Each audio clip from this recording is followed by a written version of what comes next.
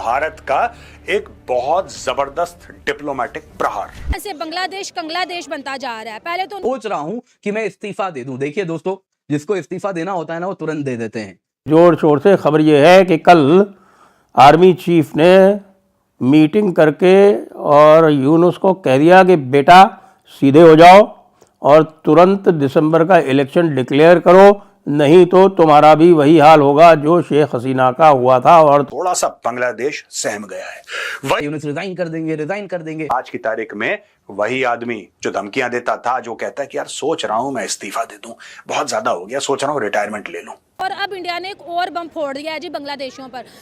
थप्पड़ पड़ेंगे बांग्लादेश के मुंह पे, पूरी बांग्लादेशी कौम के गाल पे 2 थप्पड़ पड़ेंगे, तब अपनी औकात पे आओगे। सऊदी अरब प्लीज यार जरा भारत से बात करा दो यार, प्लीज बात कर। किस मामले में क्या मांगना चाहते हो? तुम्हें बात सुने, वो कहते हैं ना जंगल में रह के शेर से बैर नहीं करना चाहिए। आजकल जो शेर है ना वो पूरी दुनिया, हाँ वो इंडिया बना हुआ है। तो हेमंत बिस्व शर्मा जी ने बोला है कि हमारा एक चिकन नेक है, तुम्हारे 2 हैं। बांग्लादेश जो है वो फुली अपने कदमों पे गिर गया है। अब आप लोगों को पता है कि आपके पास इतने वसाइल नहीं है, आपकी मईशत अच्छी नहीं जा रही है, आपकी इकोनॉमी डाउन है, आपका कंट्री डाउन है, और फिर आप इंडिया से पंगे ले रहे हो। आप उनका झंडा जला रहे हो, आप उनके तिरंगे को नीचे फेंक रहे हो, लोगों को मार रहे हो, डिफरेंट चीज़ें कर रहे हो। आपको ये बात शुभ ही नहीं देती। क्यों? क्योंकि आप भाई कर्जे में डूबे हुए हो, सर से लेके पाँव तक आप कर्जे में हो। अगर वो लोग आपका बिजली बंद कर दे तो आपके पास बिजली नहीं है, वो आपके राइस बंद कर दे तो आपके पास खाना नहीं है, वो आपको इमदाद ना दे तो आपके पास रोटी नहीं है, और आप कहते हैं कि जी हम इंडिया का बॉयकॉट करेंगे और हम एक सेकुलर कंट्री या पता नहीं क्या बनाना चाह रहे हैं। अब बनाओ, बट पहले अपने वसाइल बनाओ। ना आपके पास कोई मैन्युफैक्चरिंग है, ना आपके पास इंडस्ट्री है, ना आपकी यूथ में इतनी पावर है कि वो कोई नया काम कर सके। आपने जाके जी घर जला दिया, हसीना को वहाँ से मंदिर तोड़ दिया, और हसीना भी जाके इंडिया देखें। बांग्लादेश की प्राइम मिनिस्टर को जगह भी किसने दी है? इंडिया वालों ने। पूरी दुनिया ने, किसी ने उसको रखा नहीं है। कौन है जो वहां पे हिंदुओं को मरवा रहा है? कौन है जो हिंदुओं के मंदिर तोड़वा रहा है? कौन है जो हिंदू औरतों का रेप करवा रहा है?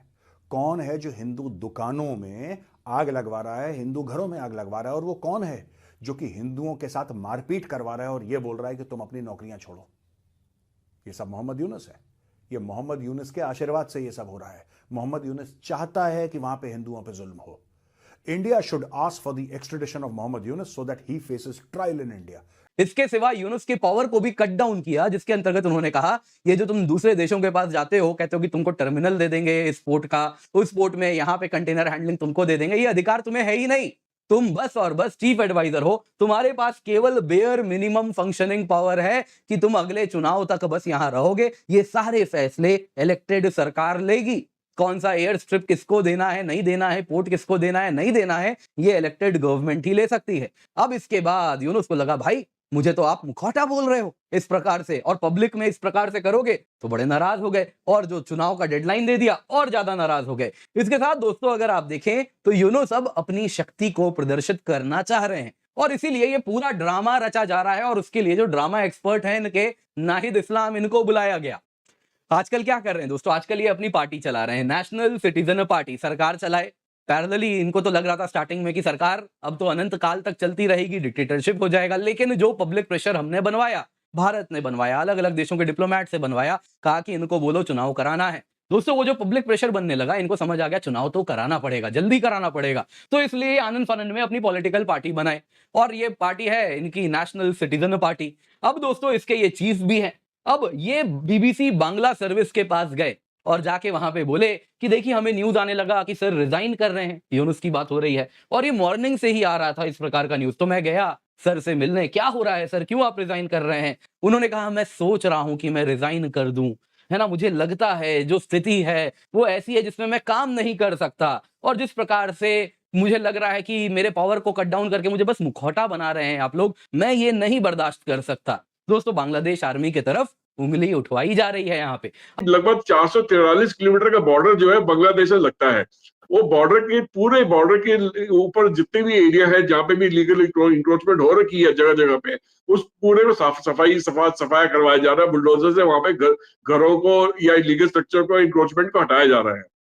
दिल्ली भी इससे दूर नहीं है, दिल्ली देश का कैपिटल है, मगर उसके बावजूद भी यहाँ पे देखा गया साउथ दिल्ली म्यूनिसिपल कॉर्पोरेशन के अंदर कई बहुत बड़ी डिमोलिशन ड्राइव चली है, जिसमें शाहीन बाग इंक्लूडेड है। जो शाहीन बाग का वो आंदोलन किसी को भूला नहीं है। शाहीनबाग का इलाका है, सईदाबाद का इलाका, कालिंदी कुंज का इलाका, ये वही इलाका है जहां पे मैक्सिमम रोहिंग्या और बांग्लादेशी रहते हैं, और इसी को पॉलिटिकल पार्टीज ने अपना फेस बना के आंदोलन यहाँ पे करा था जब शाहीनबाग का आंदोलन हुआ था।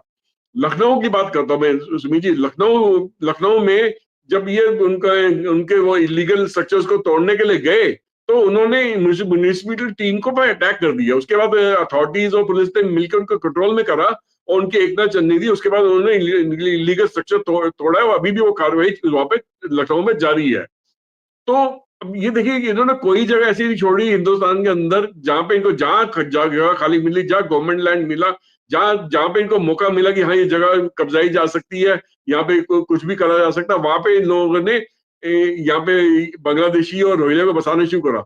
मेरा बस एक सवाल है सुबीर जी, क्या ये लोकल गवर्नमेंट की सहायता का बगैर हो सकता था? नहीं हो सकता था। बंगाल की हालत खराब है, आपकी केरला की हालत खराब है, आपकी कर्नाटका की हालत खराब है, हिमाचल प्रदेश की हालत खराब है, पंजाब की हालत खराब है। यूनुस मियां ने ये बात जो है वो अपने नाहिद इस्लाम जो उनका छात्र वाला जो है ना, ये कोई इन्होंने नेशनल सिटीजन्स पार्टी जो अपनी बनाई है जिसके माध्यम से यूनुस जो है वो बांग्लादेश पर राज करना चाहता है, उसको बता दी।